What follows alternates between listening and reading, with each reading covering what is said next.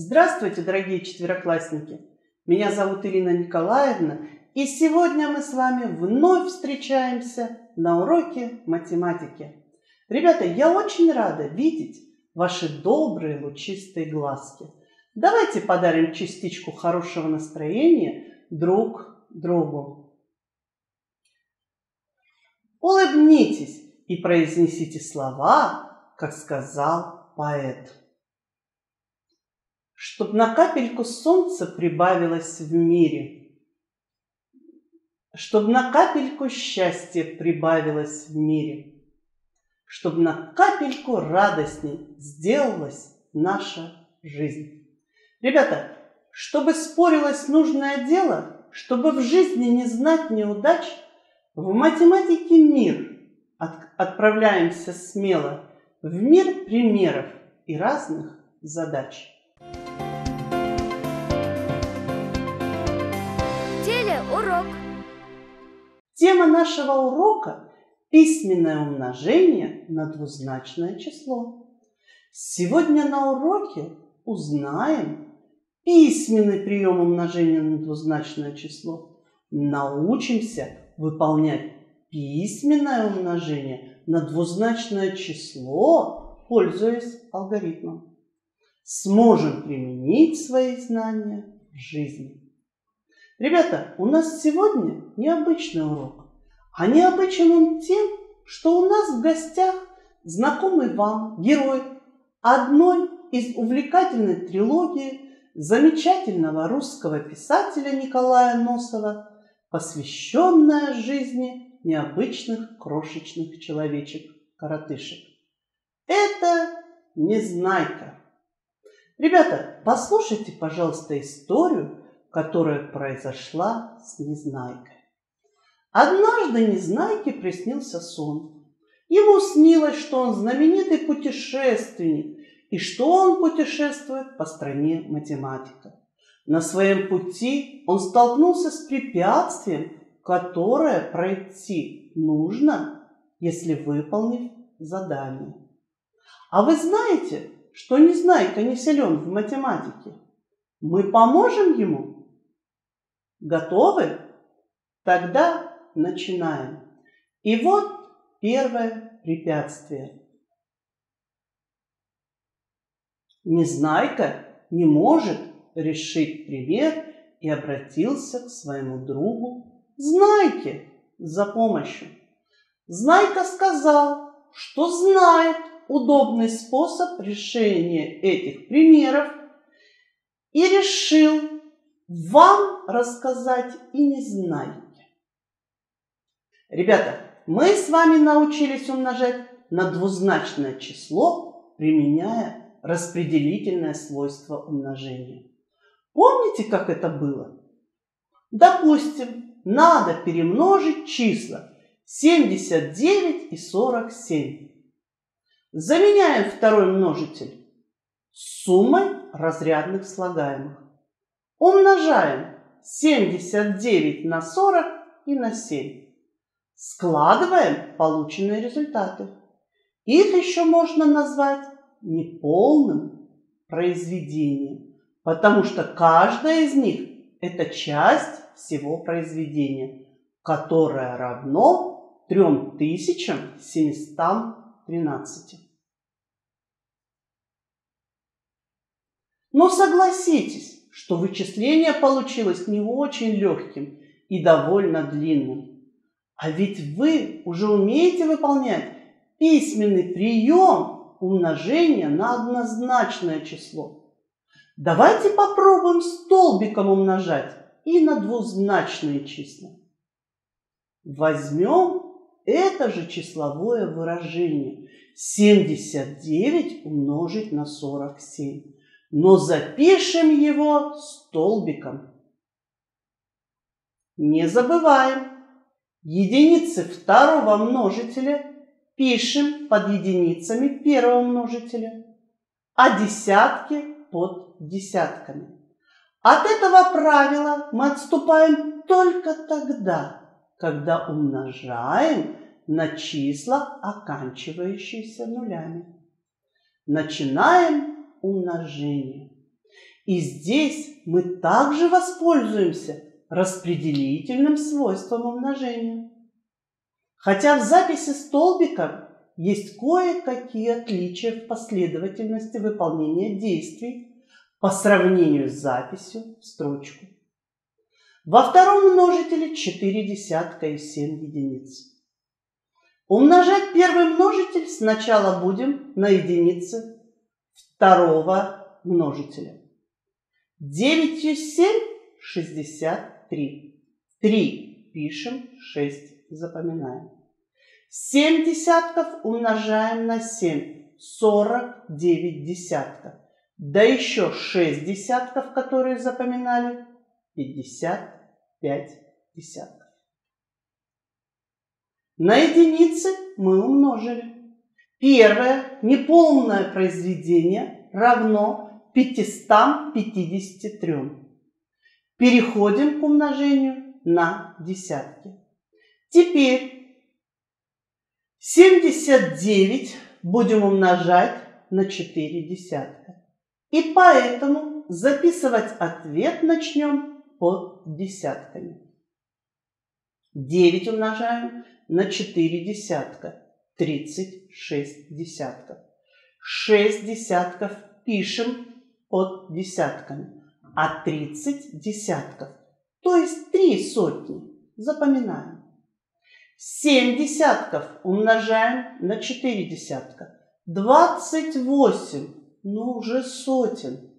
Да еще 3 сотни, которые запоминали. 31 сотня. Второе неполное произведение 316. Теперь неполные произведения надо сложить. Единиц 3, десятков 11. 1 пишу и 1 запоминаю. Сотен 7.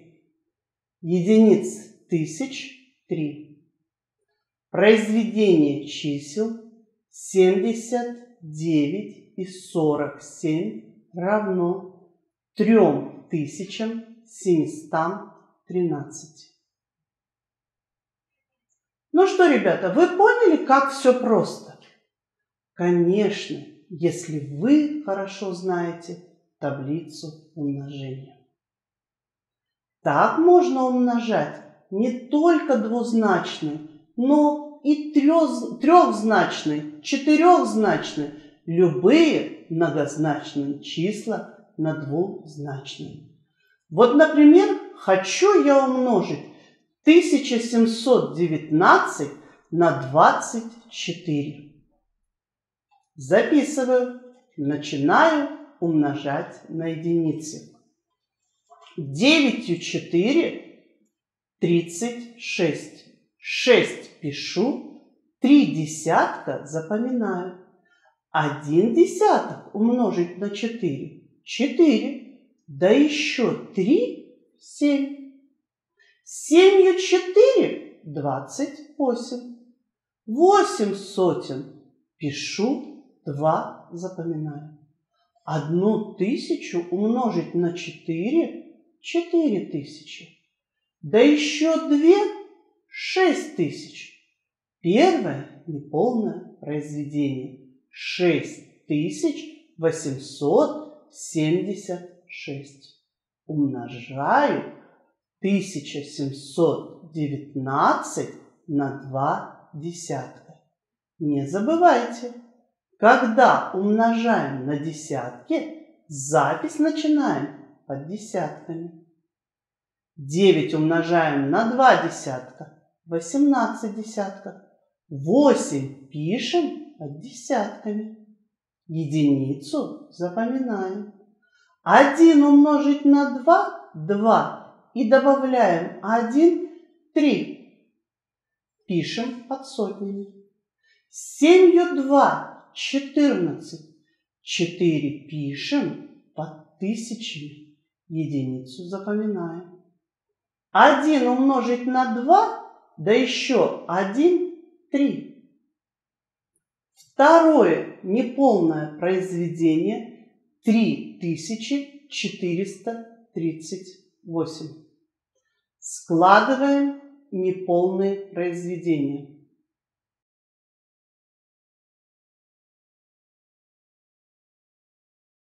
Получилось 41 256. А теперь Незнайка предлагает вам отдохнуть и выполнить физкульт-минутку. Мы с Незнайкой подтянулись, раз нагнулись, два нагнулись, 3 в ладоши, 3 хлопка. Головою 3 кивка. На 4 руки шире, 5 руками помахать, 6 за парту тихо сесть. Присели и продолжаем вместе с Незнайкой. Давайте составим алгоритм письменного умножения на двузначное число. Умножу первый множитель на число единиц. Получу первое неполное произведение. Умножу первый множитель на число десятков. Получу второе неполное произведение. Подписываю второе неполное произведение под десятками. Сложу неполное произведение. Читаю ответ.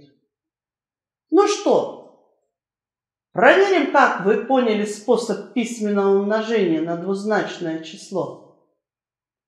Вот вам 3 примера. Жду вашего решения.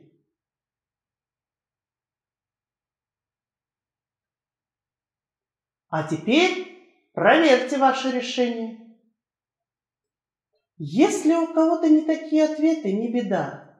Найдите причину своей ошибки, и тогда, я уверена, больше вы ее не допустите. Ребята, давайте вместе с нашими гостями решим задачу. Из 2 городов одновременно вышли навстречу друг другу 2 поезда. Они встретились через 11 часов. Один поезд шел со скоростью 9 км в час, а второй со скоростью 7 км в час. Какое расстояние проехали оба поезда? В задаче говорится о поездах, что они вышли навстречу друг другу одновременно. Встретились через 11 часов. Скорость первого поезда была 9 км в час, а второго 7 км в час. Нам необходимо узнать, какое расстояние проехали оба поезда. Итак, чтобы ответить на вопрос задачи, какое расстояние проехали оба поезда, мы должны знать расстояние, которое проедет первый поезд, и расстояние, которое проедет второй поезд. Чтобы узнать, какое расстояние проехал первый поезд, надо скорость умножить на время. 77 километров расстояние первого поезда. Теперь узнаем расстояние, которое проехал второй поезд. Вновь скорость умножим на время. 55 километров расстояние второго поезда.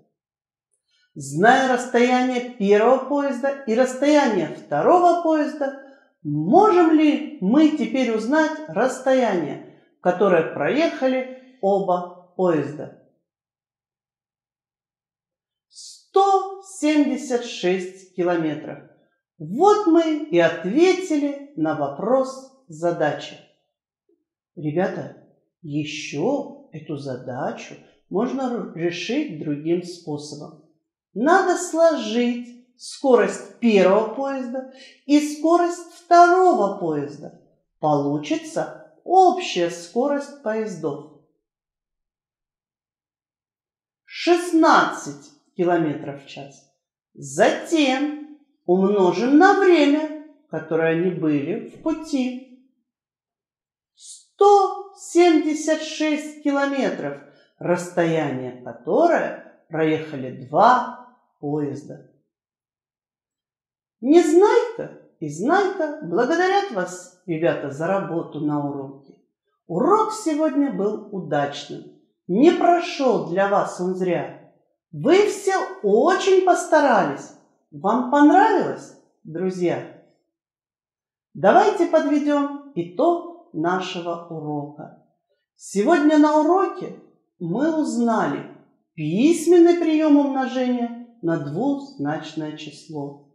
Научились выполнять умножение на двузначное число, пользуясь алгоритмом. Сможем применить свои знания в жизни. Телеурок. Огромное трудолюбие и ваша тяга к знаниям помогла нам сделать на уроке открытие. Эта удача приблизила еще на шаг каждого из вас к успеху. Спасибо вам за активное участие. Мне было очень приятно работать с вами. Ну что, ребята, пришло время нам сегодня расстаться. Удачного дня и хороших отметок. До свидания, до новых встреч!